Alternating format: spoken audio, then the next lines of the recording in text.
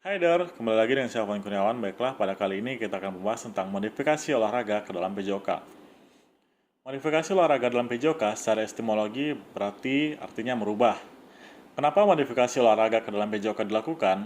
Sebab peserta didik secara fisik dan emosional belum matang jika dibandingkan dengan orang dewasa.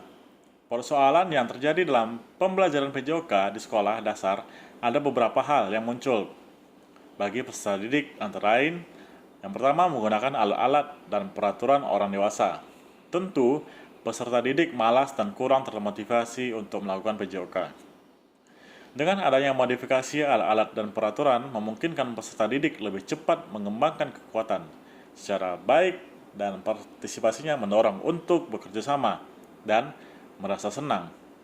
Dalam modifikasi olahraga ada 4 unsur yang harus diperhatikan oleh guru. Nah, kita perhatikan yang pertama adalah modifikasi ukuran lapangan. Jika di sekolah kita mengajar itu tempatnya lebih kecil, maka perlu dimodifikasi. Nah, modifikasi harus sesuai dengan peraturan dan rules-nya. Contoh, jika lapangan sepak bola itu panjang dan lebar, maka lapangan yang kita modifikasi juga panjang dan lebar. Bukan hanya lebarnya saja atau bukan hanya panjangnya saja. Jadi yang kita modifikasi juga menurut rules-nya. Dan juga seperti kita bermain badminton, seperti apa lapangannya, panjang dan lebarnya berapa, kita buat juga dengan ukuran yang cocok. Contoh, yang aslinya itu yang kita modifikasi adalah 10 kali 5 boleh. Nah, yang penting ada panjang dan ada lebarnya.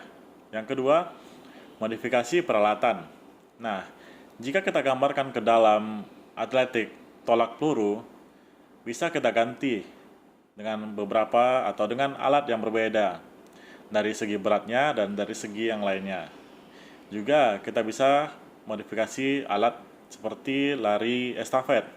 Nah, tongkat estafet tidak perlu kita yang aslinya, tapi jika kita modifikasi, kita bisa menggunakan seperti paralon atau yang lainnya, sehingga dapat memudahkan dalam pembelajaran PJOK.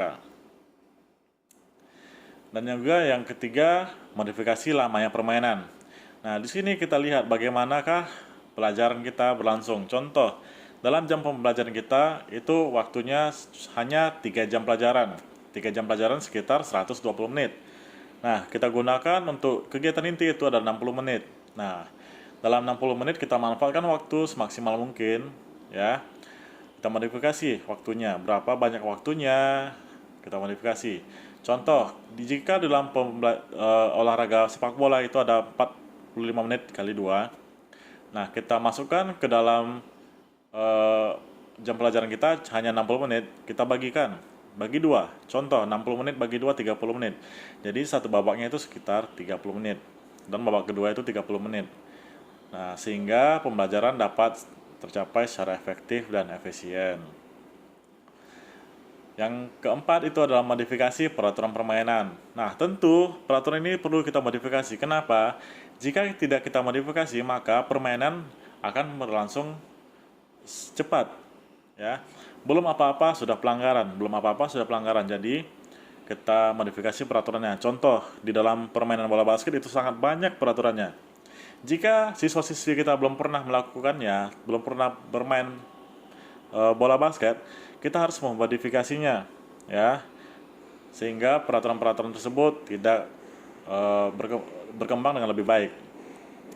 Nah, untuk peraturan tersebut, contoh dalam permainan sepak bola itu ada 11 orang melawan 11 orang. Nah, bisa kita modifikasi dalam peraturan itu, contoh jadi 8 orang melawan 8 orang. Tergantung berapa jumlah siswa-siswi kita yang ada di sekolah tersebut. Nah, merubah ukuran lapangan dan waktu bermain tujuannya untuk mengurangi tuntutan fisik peserta didik. Modifikasi peralatan mencakup alat pemukul, raket, dan tongkat dibuat dalam ukuran yang lebih kecil dan memungkinkan peserta didik dapat menggunakannya. Begitu juga ukuran dan komposisi bola yang dimodifikasi untuk membuat peserta didik lebih senang menggunakannya dan mudah melempar serta menyepaknya. Lebih lanjut, ASI Sport menciptakan bola voli untuk ukuran anak-anak dengan bahan yang lunak dan tidak menyakitkan tangan. Untuk peralatan yang lain, diperlukan kreativitas guru dalam membuat peralatan yang dibutuhkan bersama peserta didik. Contoh yang tadi saya katakan, membuat tongkat estafet dari pipa. Itu adalah peralatan yang dimodifikasi oleh peserta didik dan guru. Modifikasi lamanya permainan bertujuan untuk memberikan konsentrasi yang penuh dan kesenangan bagi peserta didik dalam melakukan PJOK. Waktu yang lama membosankan peserta didik dan melakukan tugas gerakan. Untuk itu, guru harus merencanakan secara matang tentang penggunaan waktu yang tetap, mengacu pada pola pengajaran. Modifikasi peraturan permainan bermaksud membantu peserta didik dalam mengembangkan keterampilan dan kesenjangan, serta kesenangan dalam melakukan olahraga, tanpa merusak keaslian dari permainan tersebut. Modifikasi olahraga memberikan pengalaman gerak yang lebih banyak kepada peserta didik daripada keterampilan. Simpulan, efektivitas modifikasi olahraga ke dalam PJOK adalah sebagai berikut. Yang pertama, meningkatkan motivasi dan kesenangan peserta didik dalam mempelajari PJOK.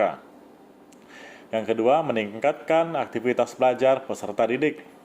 Nah, yang ketiga, meningkatkan hasil belajar PJOK peserta didik. Yang keempat, mengatasi kekurangan sarana dan prasarana. Dengan adanya 4 hal ini, maka efektivitas olahraga dalam PJOK sangat berpengaruh, ya, sehingga tujuan dalam pembelajaran PJOK dapat tercapai secara efektif dan efisien. Ditambahkan, guru yang diberikan kesempatan untuk menganalisis contoh pembelajaran PJOK yang ada dalam compact disc yang menyangkut materi PJOK.